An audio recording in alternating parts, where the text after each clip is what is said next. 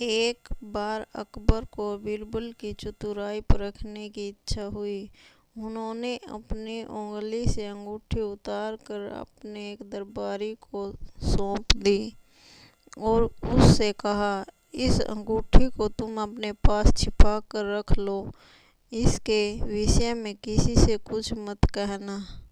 आज हम बीरबल को थोड़ा परेशान करना चाहते हैं।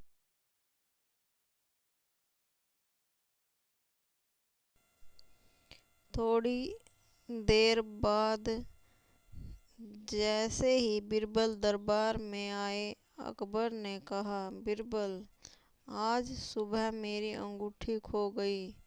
वह अंगूठी मुझे बेहद प्रिय है, इसलिए तुम किसी भी तरह उसे तलाश करके लाओ। बीरबल ने अकबर से घुमा फिरा कर अलग अलग ढंग से पूछा कि अंगूठी कहाँ गिरी, कहाँ रखी थी, वगैरह वगैरह, पर बादशाह अकबर एक ही बात कहते रहे, मुझे याद नहीं, बस तुम मेरी अंगूठी खोज कर ला दो। बीरबल समझ गए बादशाह उसे मूर्ख बना रहे हैं। उन्होंने दरबारियों की तरफ देखा, सभी दरबारी मुस्कुरा रहे थे। अब तो उन्हें पक्का शक हो गया कि उन्हें मूर्ख बनाया जा रहा है। वे बोले, ठीक है, मैं अभी आपकी अंगूठी खोज देता हूँ।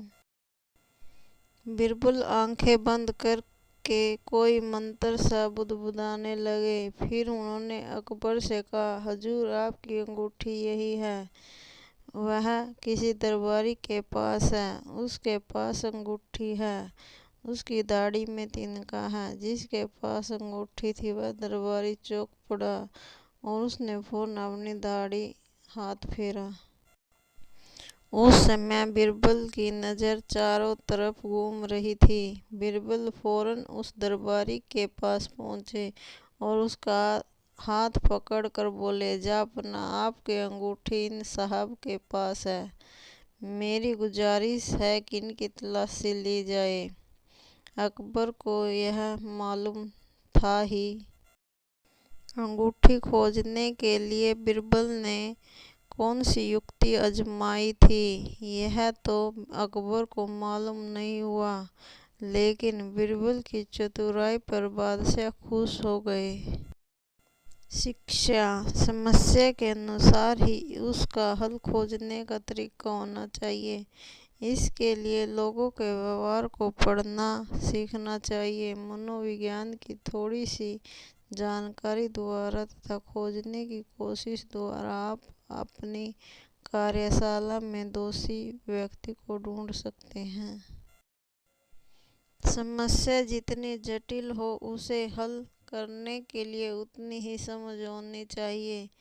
इस लायक बनने के लिए आपको लोगों के व्यवहार की समझ होनी चाहिए। थोड़े से मनोविज्ञान की जानकारी और प्रशिक्षण द्वारा और खोजने के समय से आप अपनी कार्यशैली में परेशान करने वाले को पकड़ सकते हैं।